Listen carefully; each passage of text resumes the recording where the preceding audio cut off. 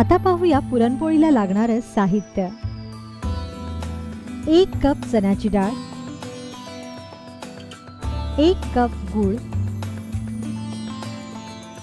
1 cup गव्हाचं पीठ, अर्धा कप मैदा, 1 नग सुंठ, 2 टीस्पून बडीशेप, 5 ते 6 हिरवी वेलची, 10 ते 12 काळी मिरी, 2 तुकडे दालचिनी, चवीपुरतं मीठ आणि तूप। सर्वप्रथम चणा डाळ स्वच्छ धुवून घ्या।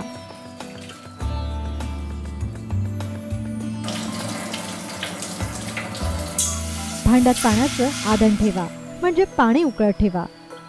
त्यात थोडं तेल सोडा। पाण्याला छान उकळी फुटली की मग यात धुतलेली डाळ घाला आणि मंद आचेवर ही डाळ शिजू द्या। दरम्यान सुंठ, बडीशेप, वेलची, काळी मिरी आणि दालचिनीची पावडर तयार करून घ्या। पाट्यावर ही भरड छान दळली जाते।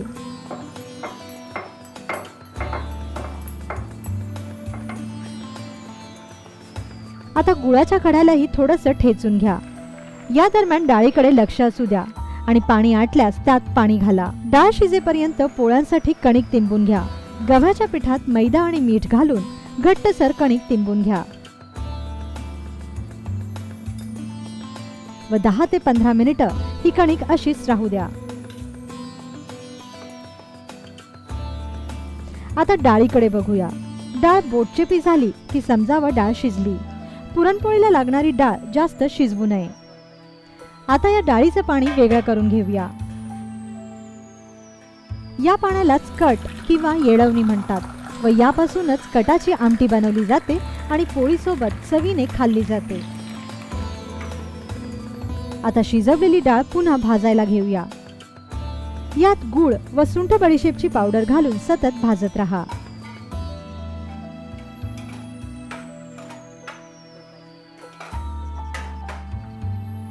मग यात मीठ व तूप घाला आणि पुन्हा भाजत राहा।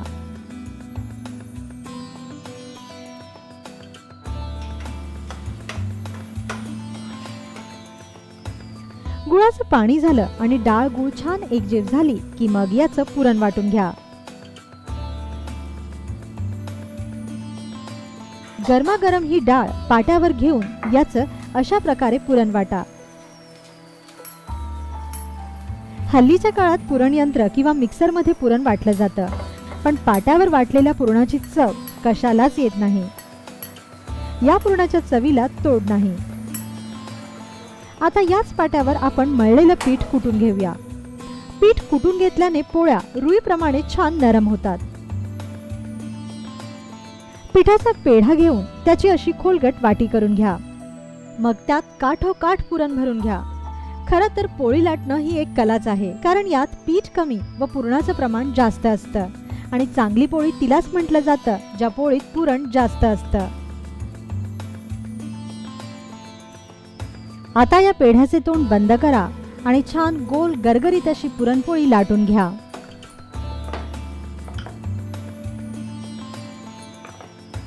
ही पुरणपोळी दोन्ही अंगांनी लाटली की छान फुगते।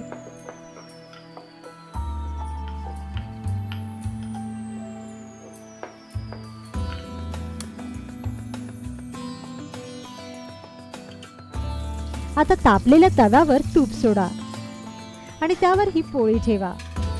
छान खरपूस ही पुरणपोळी भाजून घ्या। तुपावर भाजलेली ही पुरणपोळी दुधासोबत, साईसोबत, गुळवणीसोबत किंवा आमटीसोबत पानात वाढा। मग तुम्ही ही पारंपरिक पद्धतीची ही पुरणपोळी नक्की बनवून पहा आणि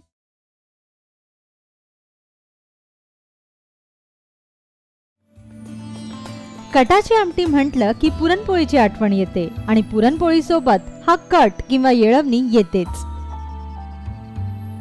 या कटाची छान आमटी तयार होते। तर मग आज शिकूया हीच कटाची आमटी। कटाची आमटी बनवण्यासाठी आपल्याला लागेल कट म्हणजे डाळीचे शिजलेलं पाणी, 1 कांदा, 7 ते 8 लसणाच्या पाकळ्या, सुक्या खोबऱ्याचे 5 ते 6 लहान काप, 2 टीस्पून लाल तिखट, चवीपुरतं मीठ आणि फोडणीसाठी तेल. प्रथम सुक्या खोबऱ्याचे काप आणि चिरलेला कांदा तव्यावर थोडंसं तेल घालून भाजून घ्या. आता कांदा खोबऱ्याचं हे मिश्रण एका परातीत काढून घ्या आणि त्यात लाल तिखट घाला. आता हे मिश्रण वाटून घ्या.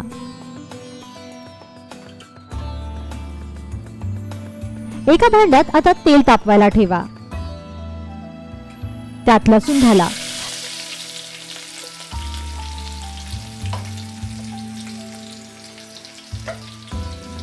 लसूण छान सोनेरी रंगावर भाजला की मग यात वाटलेलं वाटण घाला आणि 2 कप पाणी घाला.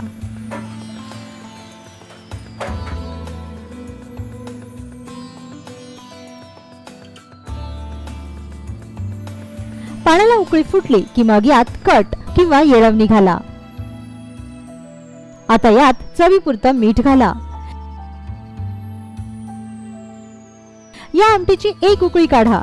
तयार झाली तुमची पारंपरिक पद्धतीची कटाची आमटी.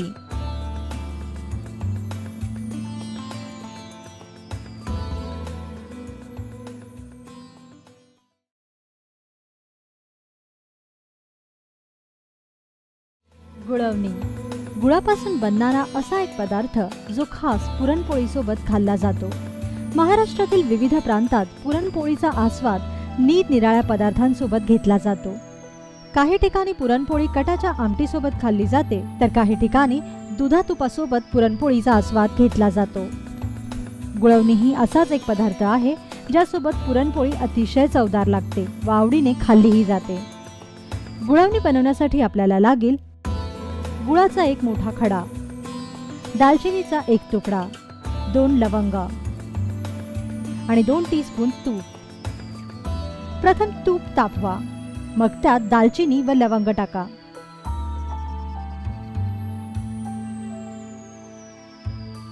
लवंग तुपावर फुटली की मग यात 1 कप पाणी घाला.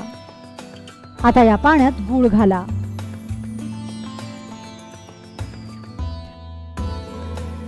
गुळाच्या या पाण्याला उकळी येईपर्यंत हे पाणी गॅसवर असंच राहू द्या.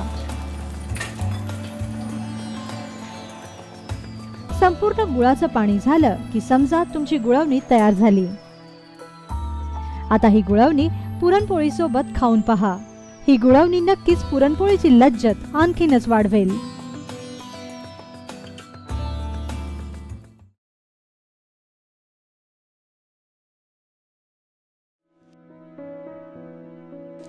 चोंगे एक ऐतिहासिक वारसा लाभलेली पाककृती.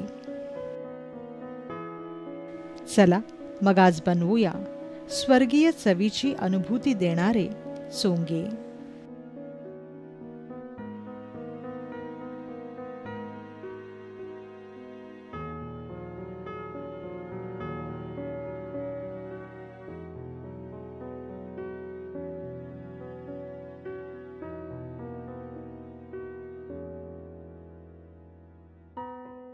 चोंगे बनवण्यासाठी आपल्याला लागेल 1 वाटी गव्हाचं पीठ, अर्धी वाटी गूळ, 1 चमचा सुंठ बडीशेप पूड, अर्धी वाटी किसलेलं सुकं खोबरं, अर्धी वाटी फुटाण्याच्या डाळीची पूड, गरजेनुसार खसखस, चवीपुरतं मीठ आणि आवडीनुसार तूप. सर्वप्रथम गुळात पाणी मिसळून या गुळाचा पाक तयार करून घ्या.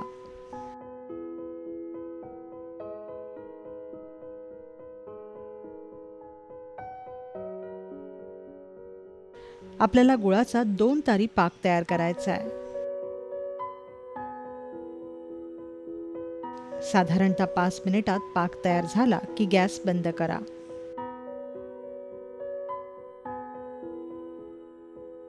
आता गव्हाच्या पिठात चिमूटभर मीठ घालून घट्टसर कणिक मळा.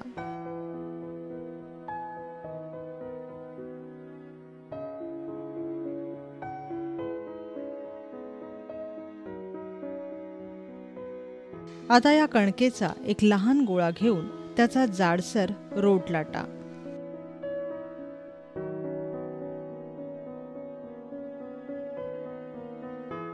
लक्षात ठेवा की हा रोट आपल्याला अगदी जाड हवाय.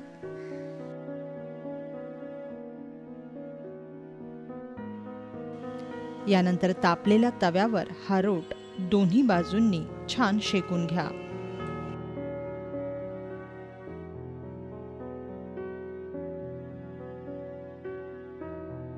हा रोट फुगता कामा नये याची खास काळजी घ्या.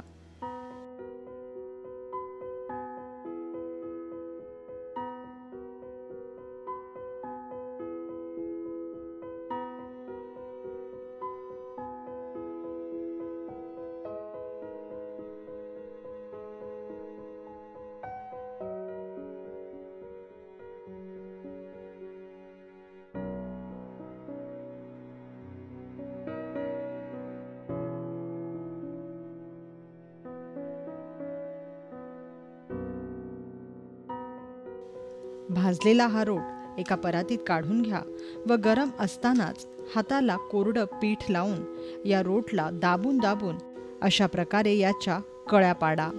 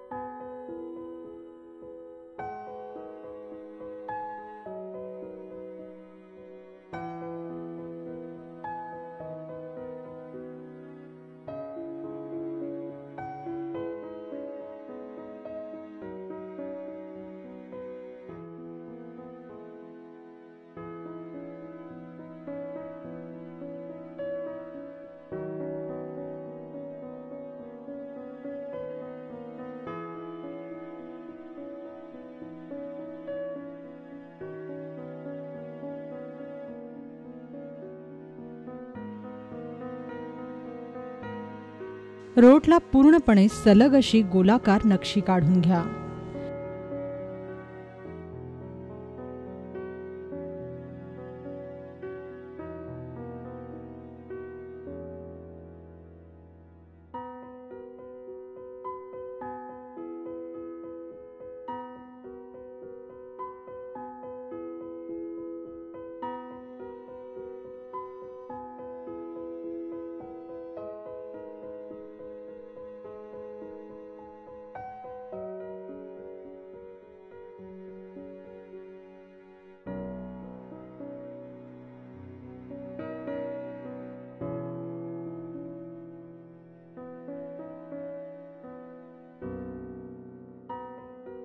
अशा प्रकारे नक्षी तयार झाली की या रोटवर गुळाचा पाक होता.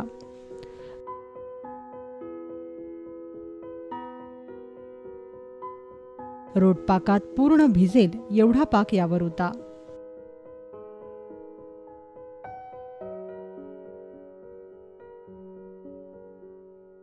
आता वरून यावर किसलेलं सुकं खोबरं पसरवा.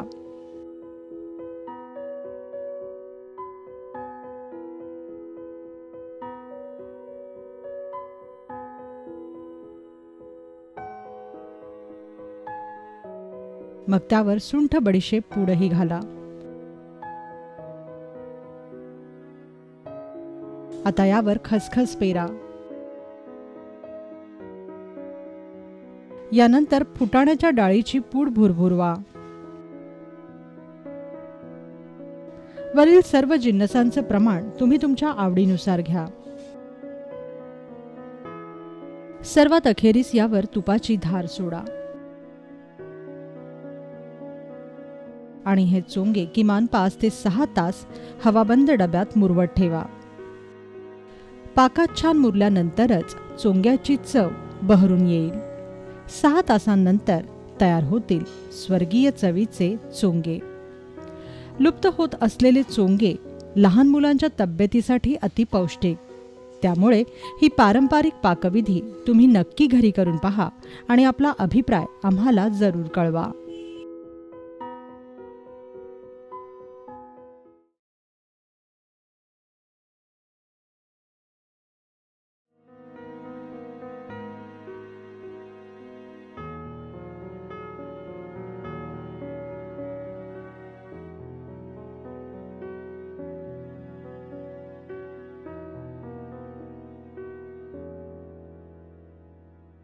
जिलेबी बनवण्यासाठी आपल्याला लागेल 1 कप मैदा, 4 चमचे बेसन, 1 चमचा तांदळाचं पीठ, 4 चमचे दही, 1 कप साखर, चिमूटभर हळद, चिमूटभर खाण्याचा केशरी रंग, केसराचे काही पराग आणि आवडीप्रमाणे तळणीसाठी तूप किंवा तेल. सर्वप्रथम एका वाडग्यात मैदा घ्या. त्यात बेसन, तांदळाचं पीठ आणि चिमूटभर हळद व दही घाला.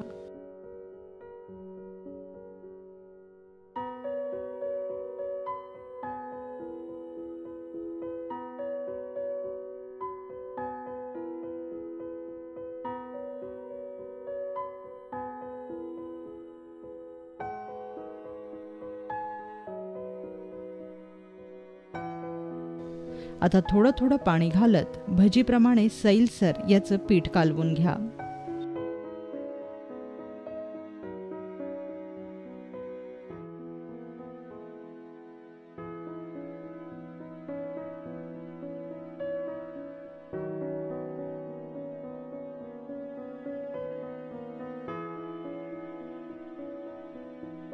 आता हे पीठ किमान 12 ते 15 तास मुरू द्या.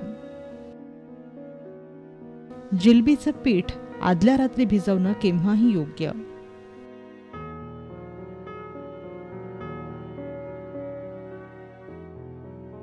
गरम वातावरणातच हे पीठ मुरू द्या.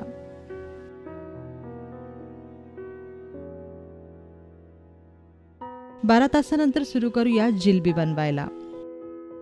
त्यासाठी सर्वप्रथम पाक बनवूया. एका पातेल्यात 1 कप साखर घ्या. त्यात केसराचे काही पराग घाला व अर्धा ग्लास पाणी घालून याचा एकतारी पाक तयार करून घ्या.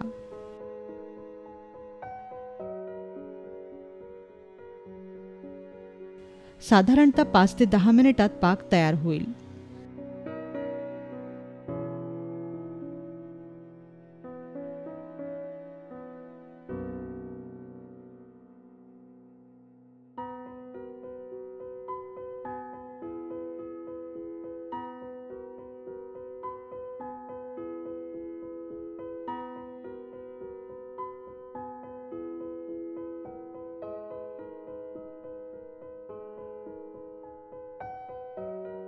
हा साखरेचा पाक तयार होईपर्यंत मुरवत ठेवलेलं पीठ घ्या.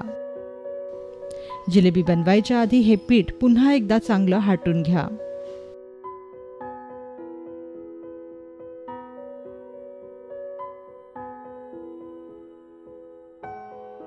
व त्याचे 2 भाग करा.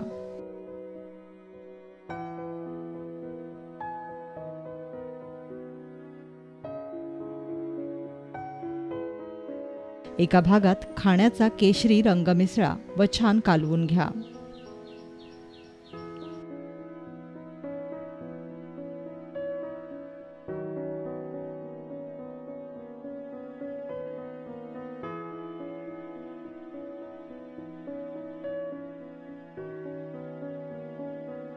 आता जिलेबीच्या साच्यात हे पीठ भरून कडकडीत तापलेल्या तुपात किंवा तेलात जिलेबी पाडायला सुरुवात करा.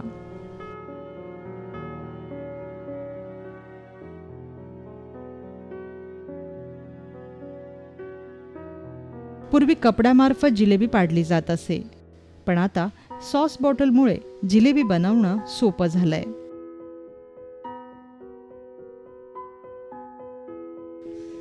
जिलेबी तेलात टाकताना गॅस अगदी कमी ठेवा व नंतर वाढवून मध्यम आचेवर ही जिलेबी खरपूस तळून घ्या. जिलेबी नाजूक असते म्हणून सुई किंवा बारीक सळीनेच उलथा. जिलेबीसाठी कालथा अजिबात वापरू नये.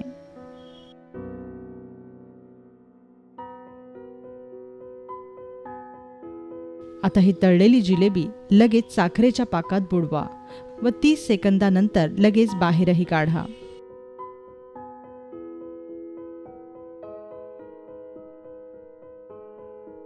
लक्षात ठेवा की गरम पाकातच जिलेबी मुरवावी.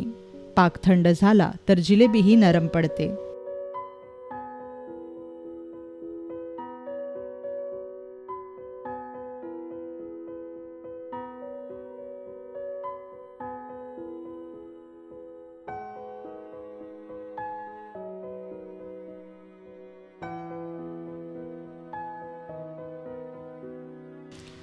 थोडीशी वेळखाऊ, थोडीशी मेहनतीची ही जिलेबी घरी बनवून खाल्ल्यानंतरच मनापासून कळेल की खरंच मेहनतीचं फळ नेहमी गोड असतं, अगदी रसाळ जिलब्यांप्रमाणे.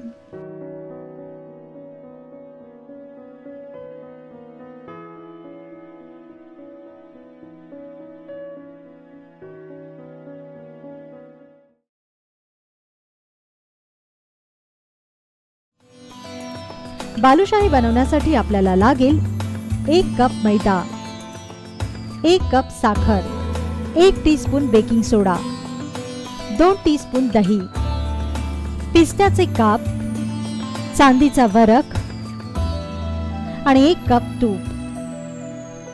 प्रथम मैदा चाळून घ्या. त्यात चिमूटभर बेकिंग सोडा घाला. नंतर त्यात साजूक तूप घाला.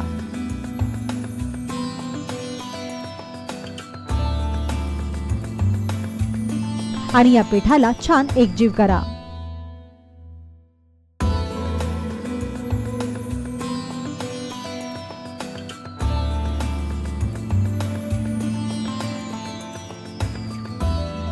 मग यात दही घाला आणि हे पीठ थोडंसं घासून घ्या आणि पाण्याचा हबका मारून याची घट्ट कणिक तिंबून घ्या. आता ओल्या कपड्याखाली हे पीठ 45 मिनिटांसाठी झाकून ठेवा. 45 मिनिटांनंतर या पिठाचे गोल पेढे करून घ्या व त्यांना असे प्रेस करून फ्लॅट करा.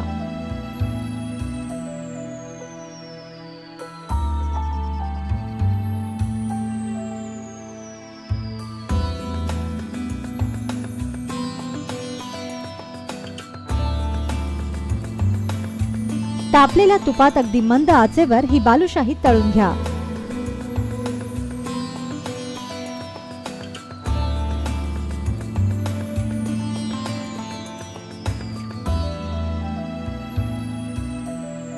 तुपातून बाहेर काढल्यानंतर ही बालुशाही गार होऊ द्या. आता एका पॅन मध्ये पाणी घ्या आणि नंतर यात साखर घाला. 1 कप साखरेला अर्धा कप पाणी घ्या. बालुशाहीसाठी आपल्याला 2 तारी पाक लागणार आहे. 5 मिनिटात हा 2 तारी पाक तयार होईल. आता थंड झालेल्या बालुशाहीवर साखरेचा हा पाक घाला आणि ड्रायफ्रुट्स किंवा चांदीचा वरख लावून ही बालुशाही गार्निश करा.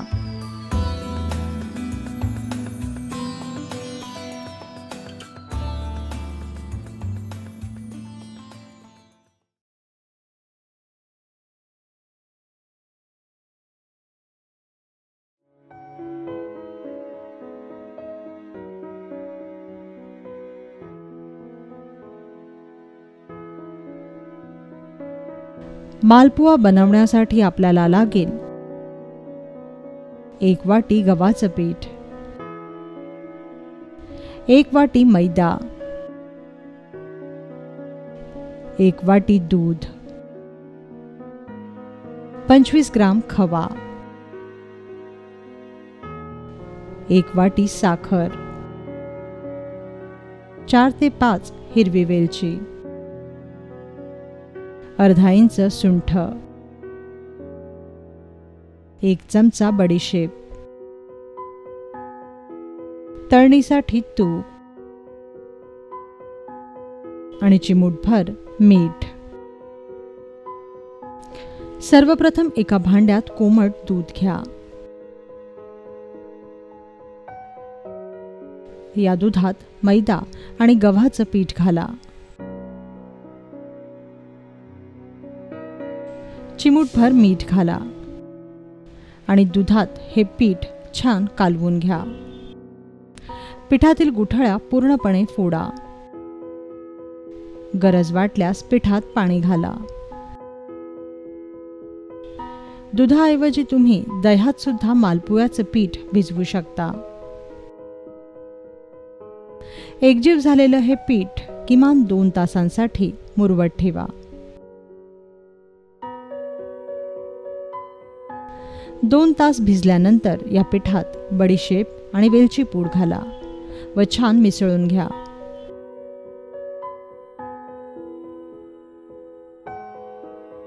नंतर या पिठातच खवा किसून घ्या.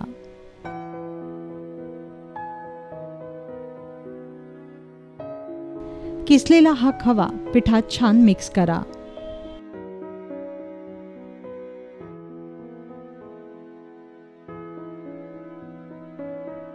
यानंतर एका पॅनमध्ये तूप तापवायला ठेवा आणि तापलेल्या तुपात अशा प्रकारे मालपुवा सोडा व शॅलो फ्राय करून घ्या. तुम्ही आपल्या आवडीनुसार मालपुवा तुपात डीप फ्रायही करू शकता.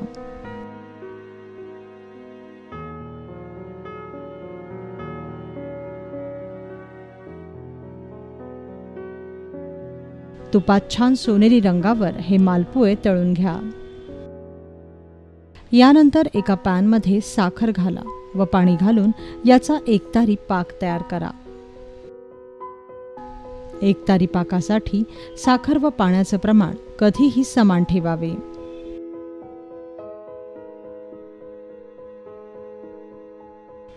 पाक तयार झाला की गरम असतानाच एका बाउलमध्ये हा पाक काढून घ्या व तळलेला मालपुवा यात बुडवा व लगेच प्लेटमध्ये काढा.